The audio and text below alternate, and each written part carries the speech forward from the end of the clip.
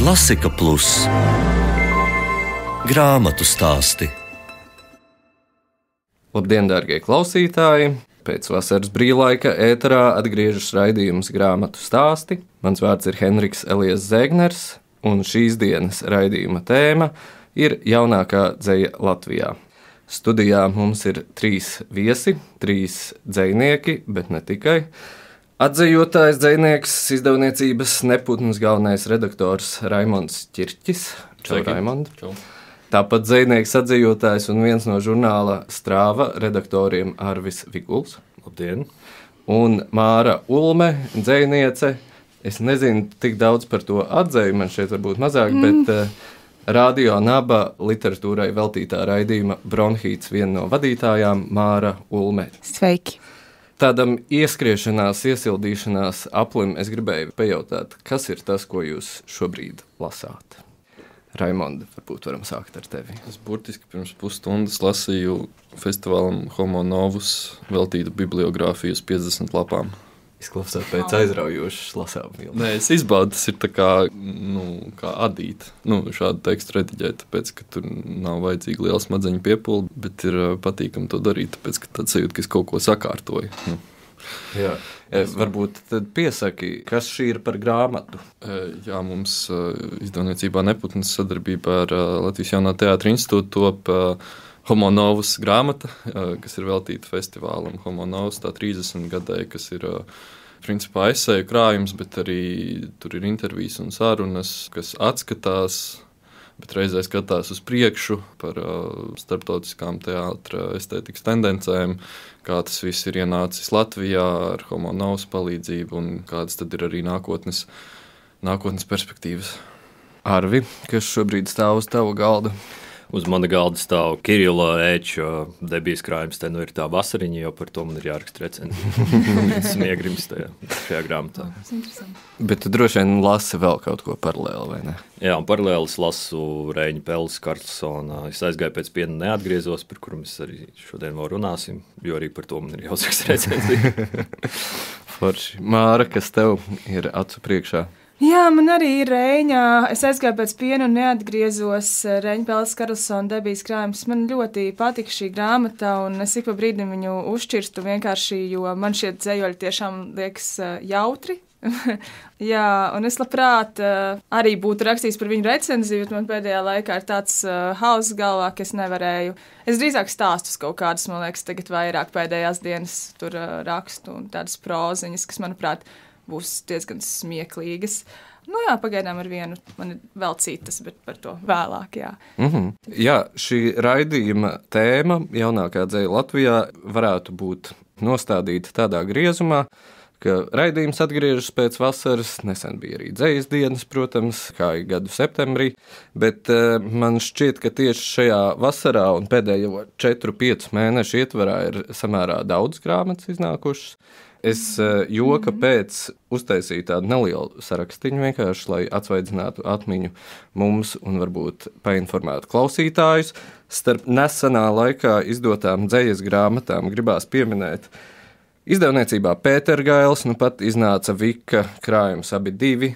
Pirms brītiņa iznāca Mārim Salējam krājums ar nosaukumu Atsevišķa gaisma. Izdevniecība Valodu māja ir izdevusi Ērika Naivo krājumu Ideālā pilsēta. Apgādā Aminorī ir izdot 2 krājumi, Edvarda Aivara Acu dzīres un Ilmāra Šlāpina Cilvēks bez noteikta dzīvesveida. Izdevniecībā Neputns, par ko mēs droši vien dzirdēsim nesenā laikā, ir jauni krājumi no Jāņa Rokpeļņa, Kirila Ēča, Annas Auziņas un arī Arvija atzejotā Lorkas grāmatiņa Dzejnieks Ņujorkā. Jāņa Rozes apgādā ir izdota Sanitas Rībenes grāmata Kaķe. Punktum apgāds mums ir piegādājis pat pieminēto Reini Pelli Karlsonu. Es aizgāju pēc piena un neatgriezos. Liels un mazs ir iznācis Ivara Steinberga dzejas krājums bērniem Ams, apgāds Orbīta, Ostaps Slavinskis, Ziemas karalis un citi dzejoļu ukraiņu dzejnieks, kur arī starp atzejotājiem ir Arvis Viguls viens no tiem. Alisas Bogdanovas Ne tev zivs un Efe Dujana Mana sirdsapziņa ir badīga lapsa, ko no turku valodas ir atzījusi Madara Gruntmane. Punktum apgādā vēl aizmirsu pieminēt Sintija Kampāna Štelmahera Krājums dārs, kam Arvis ir redaktors, un man arī gribētos šodien varbūt mazliet vēlāk, mazliet vairāk parunāt par grāmatiņu Atbildes, kas ir Strāvas apgātā izdots izdevums, kas apkopo latviešu sieviešu autobiogrāfisko dzeju, un tur savukārt Māra ir viena no iekļautajām autoriem. Tāda mums tā ainava pēdējā laikā, bet šīs dienas viesiem es esmu lūdzis uz studiju atnest pa 3 grāmatām, kas viņiem pēdējā laikā ir bijušas svarīgas. Kāds te ir atnesis mazliet vairāk, bet tas ir ok, un tad es varētu vienkārši lūgt jums pastāstīt, ko jūs esat atnesuši un mazliet iegrimt šajās grāmatās, pēc tam paskatīties, kas mums te ir kopīgs uz galda un par to parunāt. Raimonda, tu man esi vistuvāk, sāksim ar tevi. Ko tu esi atnesis šodien?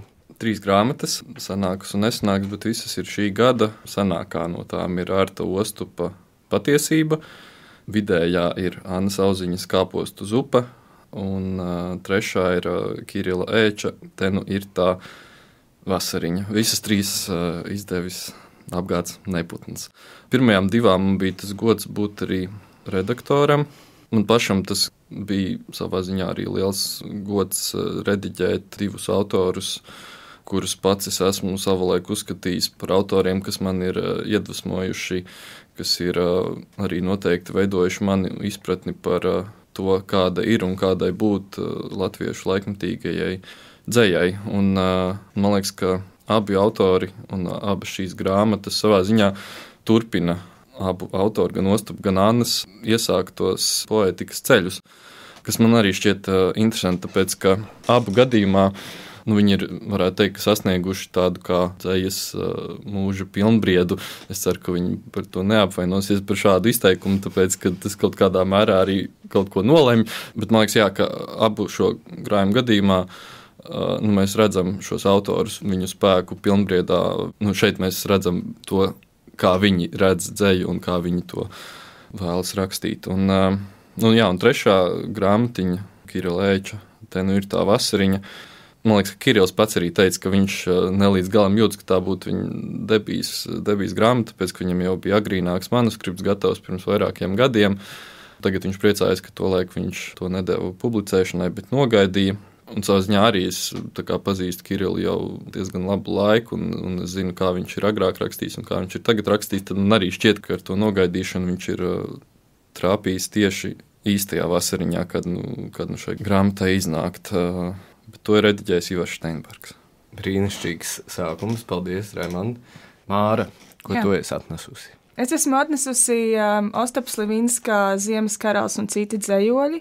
Šajā grāmatā es esmu aizlocījis teju katru lapu, jo man liekas, ka šajā grāmatā ir ļoti spēcīgi un interesanti teksti. Es nezinu, kā to izskaidrot. Es teiktu, ka šajā grāmatā, tad, kad cilvēks viņu lasa, ir vieglāk sevi kaut kā saprast un pamanīt kaut kādu specifisku sajūtu sevi, un reizē arī viņa ir ļoti dramaturģiski interesanti, jo katrā dzejolītī ir tāda kā neliela dramaturģija, un katru reizi tev liekas, ka tu sāc vienā punktā, un tas aiziet uz tādu skaistu, paplašinātu telpu. Tad vēl man ļoti patika Kirila Ēča Te nu ir tā vasariņa no Neputna. Tāpēc, ka man liekas, varbūt es to vienkārši iztēlojos, un man liekas, ka man ir kaut kāds dialogs ar šo grāmatu. Es nezinu, kā tas ir iespējams, bet varbūt man tā ir ar daudzām dzejas grāmatām, kas vienkārši lasu jebko, un man izveidojas dialogs, bet šeit tad diezgan viss labi, manuprāt, sakrīt. Jā, es nezinu, kā jums, bet man uz tās grāmatas vāka izstāstās pēc mārpuķītēm, nevis pēc pienenēm, kā ir teikts vienā intervijā. Bet, ja tā varbūt... Jā, ļoti interesanti, forša grāmata. Es ceru, ka es varēšu vēl kaut ko vairāk par šo grāmatu uzzināt. Un tad pēdējā grāmata ir Katrīnas Rudzītes Dažas piezīmes par ķermeni. Šeit es vienā vietā apraudājos pilnīgi. Man likās, ka viņa ir ļoti, ļoti jūtīgs cilvēks, līdzīgi kā es, un tāpēc tas man kaut ko nozīmēja lasīt šo grāmatu. Man vispār dzēja ir ļoti tuva, īpaši tādos laikos, kas ir trausli. Es domāju, ka mēs visi saprotam šo sajūtu. Arvi, kas ir tavs trīnieks? Jā, es nākot šejienu vairāk esmu koncentrējies tieši uz debijas krājumiem. Man arī ir saraksts, līdzīgi kā tev. Es tieši rakstot par Kirillu Lēča grāmatu sastādīju sarakstu ar pēdējos 2 gados iznākušiem debijas dzejas krājumiem. Tātad mums ir Ieva Viesa ar Laikam, mums ir Roberts Vilsons ar Moļķu ķērāju, mums ir Ingmārs Freimanis ar Sirds un mute. Visi 4 izdevniecībā Neputns, mums ir Mājas Priedītes pirmais dzejoļu krājums, Valters un Dakša izdevis, Alises Bogdānaus Ne tev zivs, ko izdevusi Orbīta, Sanitas Rībenes Kaķi, ko izdevusi Jānis Roze, tāpat jau minētais Pelle Karlsons ar Es aizgāju pēc pienu un neatgriezos, punktum. Klātesošās Māras Ulmes debijas dzejas krājums Ar tevi notiks kas labs. Un tāpat mēs jau arī minējām, grāmata ir pirms dažām dienām, varbūt nedēļas saņemta no tipogrāfijas. Tā ir Sintīs Kampāņas Štaumheres debijas grāmata Dārs, kas ir viena no 3 grāmatām, kuras esmu virtuāli paņēmis līdzi, jo man pašam vēl nav eksemplāri, esmu redzējis tikai bildi ar to eksemplāru. Protams, esmu šīs grāmatas tapšanā iesaistīts, bet mani ceļu vārdi šajā grāmatai Sintīs Kampāņas Štaumheres Dārzam ir tādi, ko mēs varētu saukt gan arī par tīru dzeju, ļoti lirisku dzeju, ļoti sakoptu, kārtīgu, varbūt pat vairāk atgādina, es nezinu, nevis pēdējo gadu, pat ne vairāk pēdējo gadu debijas, bet varbūt kaut ko, kas vairāk iznāca 2000. Gadu pirmajā 10 gadē, domāju tā, un jā, man liekas, grāmatiņa sanāks ļoti, ļoti, ļoti jauka, un tā būs drīzumā, to varēs arī cilvēki iepazīt. Otrā grāmata, ko esmu gan arī paņēmis līdzi, un kuru mēs jau esam minējuši, ir Reiņa Pelles Karlsona Es aizgāju pēc piena un neatgriezos. Man liekas, šī ir ļoti veiksmīga grāmata, kura īsti neiedarās kaut kādā varbūt kopainā, ja mēs veidojam kaut kādu kopainu, lai gan šai grāmatai, kas ir ļoti interesanti, ir grāmata, kur ir kaut kādā ziņā nedaudz līdzīga, kas ir iznākusi pēdējos 2 gados, tā ir Ingmāra Freimaņa Sirds un mute, jo abi šie autori strādā tādā absurda poētikā, lai gan viņi ir no dažādām paaudzēm. Es teiktu, šī grāmata man patika labāk, varbūt tādēļ, ka tā ir tāda apjomā ļoti koncentrēta, kompakta, un šeit ir viss savās vietās, un tā kā tepat nav autoram īsti vietas, kur izplūst kaut kādās tālās ekskursijās. Tāpēc, jā, man liekas, tāds kompakta maza grāmatiņa, no kuras rodas lielas domas, un kur varbūt jā, ir kaut kādā ziņā unikāli, bet no otras puses arī atsaucas. Pat nevis atsaucas, bet kaut kādā ziņā iet kopā visā tajā, kas ir bijusi arī 20. gadsimta literatūrā, kaut kādā absurda poētika, kas ir bijusi, ne laikmetos, bet dažādās paudzēs un zemēs un tautās. Varbūt tā ir kaut kāda universāla valoda, līdzīgi kā varbūt seriāls un poētika ir kaut kāda universāla valoda, kurai dzejnieki var pieslēgties, lai arī kurā pasaules malā viņi būtu un kurā laikā rakstīt postseriālismu laikā, un līdzīgi ir, man liekas, ar absurdu poētiku. Un varbūt ir kaut ko līdzīgi arī šī grāmatā redzēja tam, ar ko es nodarbojos savā iepriekšējā dzejoļu krājumā Blusu cirks. Tur ir tāda rinda par to, ka tēvam starp pirkstiem ir izaugusi peltplēve, kas man liekas vienkārši izcili, kāpēc es to nebiju izdomājis. Un parasti, ja es lasu grāmatu, man liekas, kāpēc es to neizdomāju, tad tas ir liels kompliments no manas puses. Un trešā grāmata, ko esmu paņēmis līdzi, ir Alises Bogdānaus Ne tev zivs. Grāmata ir ļoti apjomīga. Atšķirībā no Pelles Karlsona, šeit ir 160 lapas puses ar dzeju. Tas ir tā kā, jā, tas ir varbūt tā kā, es nezinu, pēdējie 3 ar tostu pa dzejoļu krājumi pēc apjoma kopā ņemti.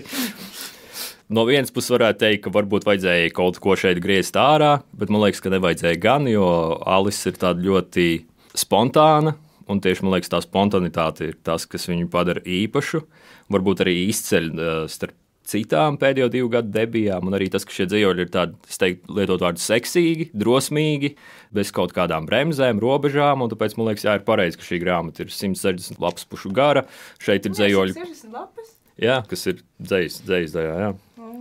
Dzejas daļā? Jā, neskaitot tur saturrādītāju, jā, pasīt. Jā, te ir viss, kas te ir tabula, te ir dzejoļi, kas ir arī. Grafiskie, man patīk, atceros, tu biji ar tām sirsniņām, viņi ir izdomājusi, jā. Jā, šeit ir kaut kāda tā pārgalvība, kuras man varbūt nedaudz pietrūkst pēdējo gadu debijās, tāpēc gribēju šo grāmatu izcelt. Nu, Arvis, man liekas, tev ir 3 debijas vispār. Visas 3 tevis nosauktās ir debijas, vai ne? Jā, Tas tev ir uz galda priekšā. Māra, tu arī esi nesen no debitantu lokā.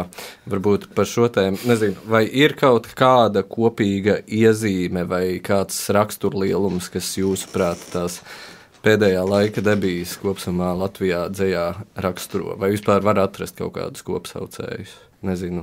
Es domāju, sirsnība, līdzjūtība un patiesīgums, bet reizē arī tāds kā krampis, ko mēs tā kā gribam arī ieviest ar, principā, man liekas, par laikmatīgo dzeju, vai kas man patīk dzejā, ir, ka var tā kā sakrustot rokas un vienkārši domāt, kā var šitā pateikt. Un ka tas var tā kā iedot kaut kādu jaunu enerģiju, kaut kādu jaunu baču, mēģināt vēl labāk pateikt kaut kādas lietas, ka ir vēl interesantāk kaut ko rakstīt, jo man ļoti patīk sacensties, protams, es nevarēšu sacensties visu mūžu, bet es gribētu ļoti, kad ir arvien vairāk un vairāk tādi krājumi, kur es izlasu kaut ko jaunu un brīnišķīgu, kas man iedod kaut kādu lādiņu, kad ir tāds, wow, dzejā kaut kas notiek. Tagad man ir te ko darīt, un tagad es varu iet uz šo pusi un rakstīt arī dzeju, tāpēc, ka cilvēkiem ir tik grūti sakārtot savas emocijas, it īpaši jauniešiem. Tā kā es braucu autobusos, redzu jaunieši, visi sēž savos telefonos, visi raud, viņi pat ir beiguši sarunāties normāli. Un viņiem tas ir tā nepieciešami. Kaut kādi vārdi, kas nav tikai TikTok, vai tikai Twitteris, un ja varētu viņiem palīdzēt kaut kā, un man vismaz jauniešu vecumā noteikti būtu palīdzējis dzeja, to es zinu, un tā arī bija. Un tas ir tas, ko es, manuprāt, gaidu arī no jaunās dzejas. Protams, visāda dzeja ir vajadzīga. Es domāju, arī man pašai es neesmu personīgi stāvā sajūsmā par savu pirmo krājumu un to, ko es tur... Es domāju, ka es varētu tur iekļaut vairāk dzejoļus vēl iekšā un kaut kā izdomāt. Ko tieši es gribu no tās savas pirmās grāmatas vairāk saprast to savu dzejas balsi, pieslēgties sev vairāk, bet, tagad vienkārši jāgaida, kad tur uzrakstīsies otrā grāmata, un tad jau redzēs, jā. Raimond, kādas tev domas par jaunākajām grāmatām debijas kategorijā? Es skatos tikai uz priekšu, tādā ziņā, ka mums izdevniecībā ir vairāk jau arī debijas manuskripti, par kuriem man ir pārliecība, ka tās arī spēcīgi turpinās papildināt jau visu nosaukto klāstu ar, kas bija Arvis sarakstā. Viens ir Lāsmas Oltes krājums un viens ir Aleksandra Barona arī manuskripts. Tā kā cerams, ka tuvākajā laikā tos arī varēsim izdot.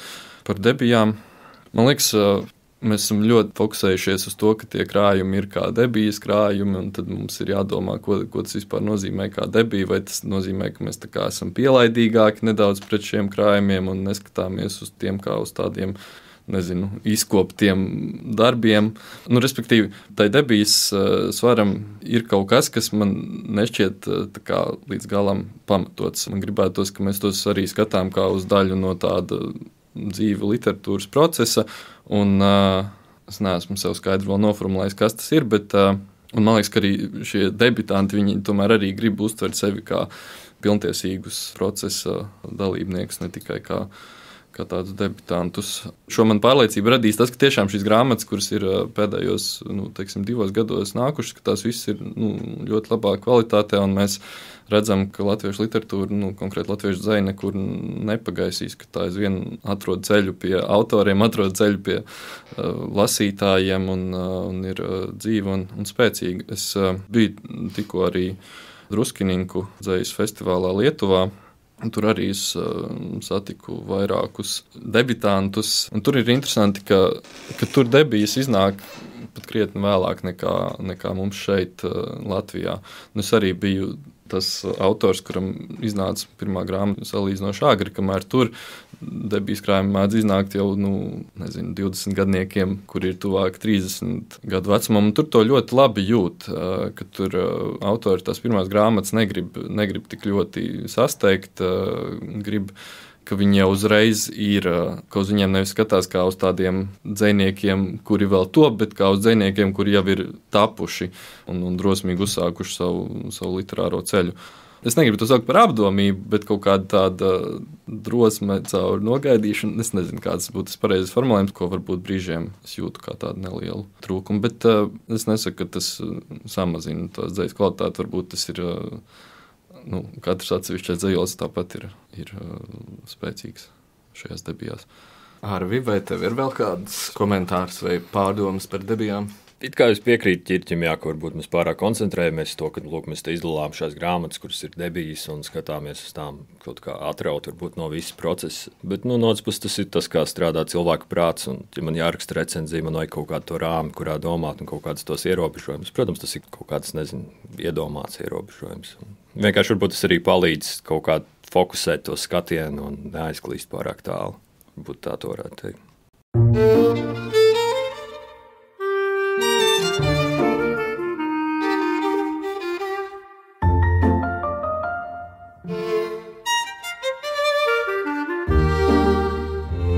Grāmatu stāsti.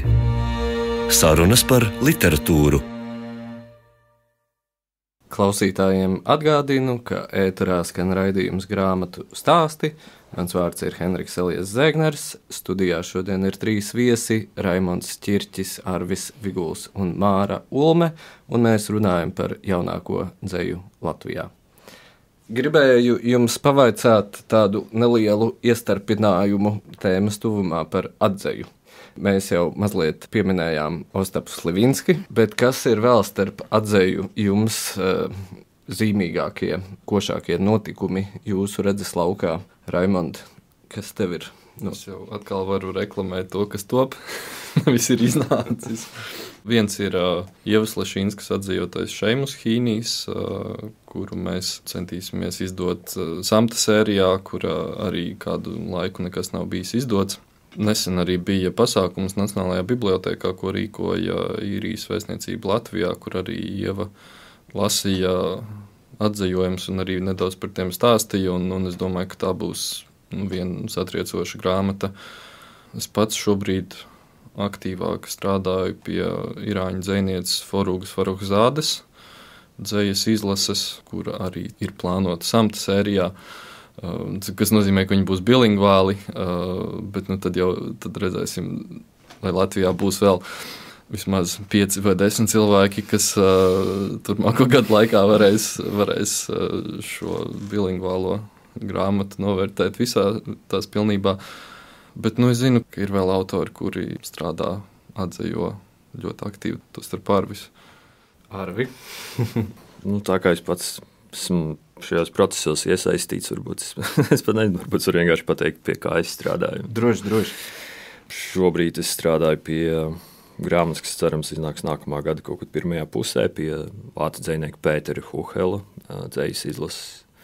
Tāds pēckara Vācijas dzejnieks. Ļoti interesants, spēcīgs, un kas ir arī mans pirmais mēģinājums atzīt no vācu valodas, kuras bija pamatīgi aizmirsis. Un vēl tas lielākais projekts, pie kuras strādāju, bet kas noteikti to prasīs kādus 2 gadus vismaz, ir horvātu mūsdienu dzejas antoloģija, kurā būs pārstāvēt 35 autori, 350 dzejoļi. Un pats laikam grūtākais tajā visā ir dabūt visas atļaujas un sazināties. Kādā veidā tas vispār ir iespējams? Lai varētu vispār to. Kad mēs varētu gaidīt šo antoloģiju? Aiz nākamgad varbūt, es domāju, tas būtu tāds optimistiskākais. Māra, atskaitot Ukraiņu dzeju, kas ir tavā redzes laukā? Es ļoti gaidu Elīnas Vendijas Rībenes 3. dzejoļu krājumu, kas iznāks izdevniecībā Strāva, kura redaktore ir Anna Auziņa. Un es tiešām ceru, ka cilvēkiem šis 3. krājums ļoti patiks un ka viņi tam pievērsīs uzmanību. Un būs arī daudz labu recenziju. Par citiem, diemžēl, es nevaru pateikt, es tikai klausos un brīnos, ko jūs stāstat, cik daudz kas notiek, tas ir brīnišķīgi. Es gribēju uzdot jums visiem arī kā autoriem, kā dzejniekiem jautājumu, iespējams mazliet savādu. Katram autoram, katram radošam cilvēkam, man liekas, notiek daudzas sarunas pašiem ar sevi par to, kas notiek tajā radošajā procesā. Kas ir tie jautājumi, kas jūs kā autorus šobrīd nodarbina dzejā? Tas jautājums, kas nodarbina mani, ir, kur iet tālāk, jo, man liekas, jebkurš, kurš kaut ko šobrīd radoši darīt sevišķi ar tekstu. Mēs visi esam tā kā ChatGPT, mums ir pieejams tik daudz tās informācijas un tik daudz dzejas un tā kultūras materiāla un tas tekstu korpus iespējams nekad nav bijis tik pieejams kā pašlaik. Un arī iespējams nekad netop tik daudz vispār mākslas artefaktu kā šobrīd šajā laikā, kurā mēs dzīvojam. Jā, kā tādos apstākļos, ko rakstīt, kam ir vērtība? ChatGPT jau neraksta īstu dzeju. Tā jau nav īsta dzeja. Īsta dzeja, manuprāt, nāk no tām emocijām mūsu laika biedriem mums apkārt. Nu, un, ka tur ir pieejams tas korpus, bet tā kā tomēr mēs esam dzīvi cilvēki, kas šeit mēģina viens ar otru dalīties. Kaut vai tik mazā vietā kā Latvija, tas vien, kā tavam draugam iznāk dzejoļu krājums, ir taču tāda tik fantastiska lieta. Un ka jūs varat kopā sēdēt un runāt par to dzeju, un ka jums patīk viena un tā pati lieta. Tas ir pavisam kaut kas cits nekā kaut kāds ChatGPT tekstus sarakstīt un tad izdot it kā grāmatā, bet tad jau tie neskaitās nemaz kā tavi teksti. Tur jau nav iekšā nekāda mīlestība pret cilvēkiem, vai, kad man, teiksim, ir ļoti daudz draudzenes veltījušas dzejoļus, tur raudāt var, bet ja man vienkārši ChatGPT izmestu par mani, ko domā ChatGPT, man būtu tāds tā kā, tā jau neesmu es, ka tas ir mākslīgi uztaisīt kaut kāda lieta, jā, bet tās meitenes, kas mani pazīst, kad viņas uzraksta par mani, tas man ir reāli izvilcis cauri ļoti daudziem, ļoti grūtiem brīžiem. Es pilnībā tev piekrītu, jo tas jau nebija arī tas, ko es teicu. Es neuzskatu, ka dzejnieks šobrīd ir sevišķi nacionālās literatūras kontekstā, kāda ir latviešu literatūra, konkurē ar ChatGPT un nebūtu nekādas jēgas, likt mašīnai sarakstīt latviski dzejoļus, 1000 grāmatas un katru dienu un aizpildīt ar tām Nacionālo bibliotēku. Kāda no tā jēga? Jā, tieši tā. Bet tieši tā doma par to, ka mums ir pieejams. Jā, es vairāk par to domāju. Nē, pieeja, jā, tas ļoti palīdz, jā, ka ir arī pieeja. Tā kā kaut kam vairāk. Tas ir forši. Divas lietas par ChatGPT. Viens, es biju nesen lasījumos, kur man kāds izglītos cilvēks pajautāja, vai es savā debijas krājumā rakstīju dzejoļus ar mākslīgo intelektu. Kas man šķiet nedaudz absurdi, tāpēc, ka mākslīgais intelekts nebija tādā formā pieejams tajā brīdī. Un es biju diezgan, patiesībā šokēts par to jautājumu, nevis tāpēc, ka tas būtu absurds jautājums, bet kaut kādā mērā ir absurds jautājums, tāpēc, ka tas vienkārši fiziski laikā nebija iespējams. Jā, tu saki, ka tu negribi, Māra, klausīties ChatGPT rakstītas dzejos, bet tajā pašā laikā, ja cilvēkiem šķiet, ka es esmu potenciāli rakstījis ar mākslīgo intelektu dzejoļus, tad tā robeža ir ārkārtīgi trausla, kurā brīdī tas var tikt izmantots kā manipulatīvs rīks to starp dzejas rakstīšanai. Un arī par to visu apjomu, ko tu arī saki, es arī domāju, ka un atbildot arī uz Henrika tavu sākotnējo jautājumu, ka es arī jūtos nevairs kā dzejnieks, kurš raksta dzejoļus dziļi velkot no sevis kaut ko ārā, bet jūtos kā tāds sastādītājs, kurš ņem dažādas kultūras artefaktus, kaut kādus atblāzmas, ko tas ir radījis manī, un tādā veidā to strādāju, ka es esmu dabīgs intelekts ar mākslīgā intelekta kaut kādiem rīkiem, aptuveni tā situācija, bet arī man tieši brīvdienās atsūtīja viens draugs, kurš prasīja mākslīgajam intelektam, vai viņš zina, no kura kaut kāda prozas teksta ir tas fragments, ko viņš apraksta, un tad tas mākslīgais intelekts atbild, jā, šis fragments ir ļoti atpazīstams. Tu visticamāk domā Raimonda Ķirķa īsprozu darbu no viņa krājuma Istaba 2015. Jā, bija līdzīga pieredze, bet tas bija vairāk par informācijas ticamību. Arī labi bija tāda situācija, tam līdzīga, kāds jokojas ar ChatGPT, un bija jautājums, vai Arvis Viguls ir precējies. Un atbild bija, jā, viņš ir precējies ar dzejnieci Ingu Gaili. Kas tagad? Mākslīgais intelekts nodarbojas ar nepatiesām baumām, kā mēs varam secināt. Jā. Māra, vai ir kāds jautājums vai jautājumi, kas tevi kā dzejnieci nodarbina šajā laikā? Kā sakārtot savu dzīvokli, man ir pirmais jautājums. Pārvācies. Tas, izdomāšu, kā pārvākties. Bet nē, pagaidām tiešām es gribu uzrakstīt smieklīgus dažus stāstus. Pēdējā laikā man sanāk tādi smieklīgi stāstiņi. Es daudz runāju ar sevi, man top kaut kāda filma galvā, vai arī kaut kāds kaut kāds dramaturgi. Es tikai visai kaut ko pierakstu, bet, lielākā problēma man tiešām ir, ka man vajag sakārtot savu telpu. Pagaidām es esmu tikusi līdz leduskapim, es esmu sakārtojis savu leduskapi vismaz, un tad jau dzīvoju uz priekšu, vedu ārā sunci, ko es vēl daru. Un es visu laiku pievēršu uzmanību tam, kas ir šī vieta mums apkārt un kā mēs izturamies viens pret otru, vai mēs pamanām viens otru, vai mēs uzdodam viens otram īstus jautājumus, jo man patiesībā šis periods ir ļoti smags. Es esmu vienīgais cilvēks, kas katru nedēļu parūpējās par savu vecmāmiņu, un tas man ir ļoti, ļoti svarīgi. Un tāpēc man daudziem jautājumiem arī nemaz galvā nepietiek laika. Es visu laiku vienkārši skatos kalendārā un vienkārši mēģinu katru nedēļu aizbraukt pie viņas un ar viņu padzīvoties, atnest ēdienu no veikala un tad doties uz priekšu. Tad es kaut ko uzrakstu. Man ir kaut kādi jocīgi brīži, kad es ļoti, ļoti labi jūtos, un tad es smējos, jokojos, mierīgi visu tīru, mūzika, tā kā skan man mājās, viss kārtībā, bet tad, kad man paliek slikti, tad ir tā, ka pilnīgi slikti. Bet man liekas, ka tā ir visiem cilvēkiem, un tāpēc ir tā dzēja, un tāpēc ir tie teksti, ko mēs tā kā rakstam, lai mēs varētu justies labāk, un lai citi arī varētu justies labāk, un kaut kādā brīdī padot viens otram roku un pavilkt uz priekšu kaut kā tā. Man liekas, tas dabīgi novada, skatoties arī uz laiku, pie tāda kā noslēguma jautājuma. Tas, ko tu pats stāstīji, man sasaucās ar Strāvas izdoto grāmatu Atbildes mazo grāmatiņu par latviešu sieviešu autobiogrāfisko dzeju. Man gribās šo izdevumu piesaukt, jo man personīgi tas šķiet tāds viens no svarīgākajiem izdevumiem un grāmatām latviešu dzejā ilgā laikā, ko es noteikti iesaku visiem izlasīt. Varbūt tieši Arvim un Raimondam, kā atšķirībā no Māras, kas ir arī dalībniece šajā grāmatā, varbūt jums ir kāds komentārs par šo izdevumu. Arvi? Man liekas interesanti, ka tur ir vairākas autors, kas tur pārstāvētas, kurām tā ir vienīgā dzejas publikācija vispār mūžā. Un, tas man liekas, ka šis impulss, šis projekts spējas piedabūjas cilvēks rakstīt, šajā gadījumā sievietes rakstīt dzejoļus. Un kas varbūt arī norāda, par ko Māra šodien runājas, par to, ka dzeja joprojām ir svarīga kaut kāda forma, kurā mēs paužam savu cilvēcisko pieredzi. Un varbūt tieši tas arī mūs atšķir no mašīnas, no ChatGPT. Tādā ziņā, ka tā mūsu pieredze ir tas, kas mūs atšķir no mašīnas, un dzejā tā ir ļoti svarīgs, tā teikt, aktīvs. Raimond? Ja ne par šo grāmatu, tad par autobiogrāfisko elementu dzejā un literatūrā. Kāda noslēguma piezīme? Es vienkārši negribu izteikt, tāpēc, ka es neesmu no vāka līdz vākam to grāmatu izlasījis. Esmu atsevišķus tekstus jau Strāvā, pirms tam lasījis. Man ir tā grāmata mājās, bet es varu kaut ko pateikt, bet tas nebūtu vienkārši patiesīgi. Bet par autobiogrāfiju. Es atkal piesaukšu lietuviešus un viņu dzeju, kas man patiesībā ir savā ziņā daudz spēcīgāk ietekmējusi pēdējo gadu laikā.